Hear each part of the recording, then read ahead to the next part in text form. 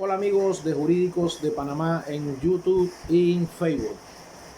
Hoy nuevamente continuando con el primer bloque de los procesos penales del sistema penal acusatorio, hoy vamos a hablarle de otra situación que se mantiene en el Código de Procedimiento Penal, y este es el artículo 220, el cual puede la persona que es imputada de algún cargo optar por llegar a un acuerdo con el Ministerio Público y así de repente poderle rebajar la pena, e inclusive dependiendo el acuerdo que se dé, pudiera darse de que no se le condenaría a la investigación pues que se le está realizando.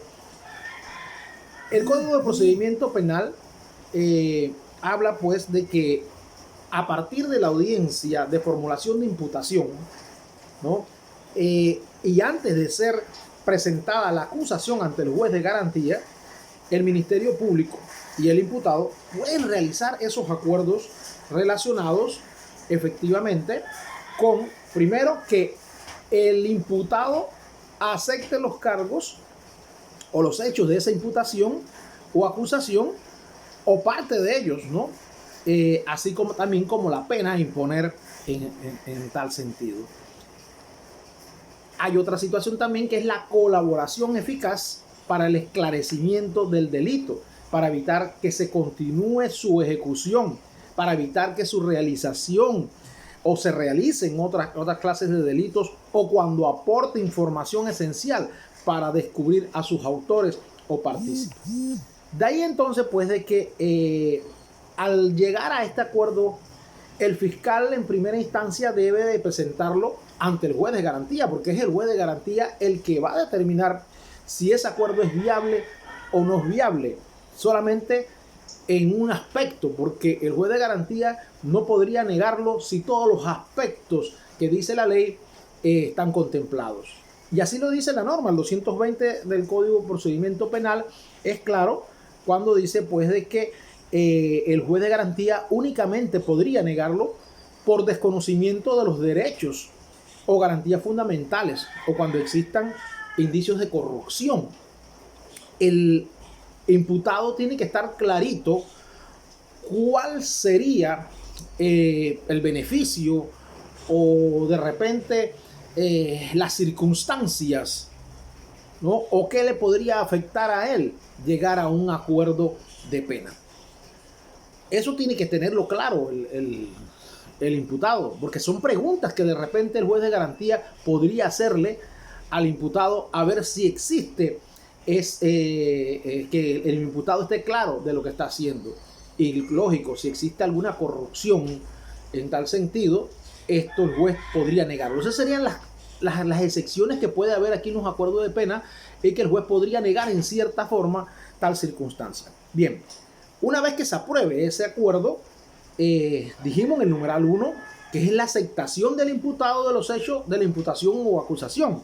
Aquí el juez de garantía va a proceder a dictar la sentencia y a condenar al imputado, que se va a imponer una pena que no podrá ser mayor a la acordada ni podrá ser inferior a una tercera parte de la que correspondiera el delito. Hay que aclarar aquí que el acuerdo de pena, cuando usted llega con el fiscal, puede partir a veces con la mínima, a veces no. El fiscal ofrece de repente un delito de 5 años, el fiscal de 5, que el rango sea de 5 años a 10 años, el fiscal a veces, dependiendo las circunstancias del caso, no le da la mínima, sino que le da 7 años. Entonces ahí es donde viene la negociación para ver hasta dónde usted puede llegar a negociar en un acuerdo de pena, que usted también debe saber que si no se llega a un acuerdo de pena, la sentencia condenatoria podría ser mucho más. Eso va a depender entonces usted, cuando se sienta a hablar con el fiscal, y a qué arreglo puede llegar.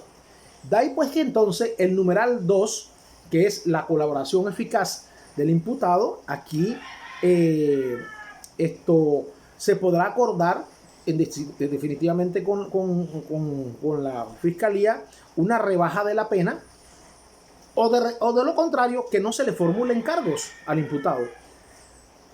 Y para que no se le formulen cargos al imputado, este imputado, inclusive, imagínense ustedes, inclusive el proceso se podría archivar.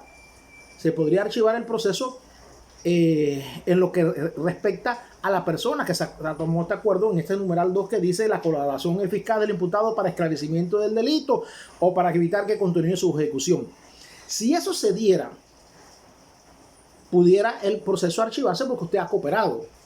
E inclusive usted pasaría como testigo y usted tendría hasta protección en tal sentido. De ahí, pues entonces, este mismo artículo, el último párrafo, señala que no obstante lo anterior, si el imputado debe comparecer como testigo principal de cargo, la no formulación de cargos quedará en suspenso hasta tanto cumpla su compromiso de rendir testimonio. Ahí sí le ponen una condición, está bien, no te vamos a imputar cargo, pero usted va a tener que ser testigo ahora de lo que nos está diciendo, porque quizás la colaboración que usted está dando, esa colaboración le da la situación en que tiene que implicar a otras personas. Entonces usted se convierte en testigo. Ya no será imputado, sino un testigo, pero usted, mientras no dé testimonio, quedará en suspenso ese acuerdo. Una vez dado el testimonio, entonces se levanta todo y usted queda libre de toda culpa. Y si el imputado cumple con lo acordado, se procederá a concederle el beneficio respectivo y en caso contrario se procederá a verificar lo relativo a su acusación. Así que, amigos y amigas, este es otro segmento del Código de Procedimiento Penal, el artículo 220, donde habla de los acuerdos de pena. Muchas gracias y nos vemos próximamente en otro clip de Jurídicos de Panamá. Nos vemos.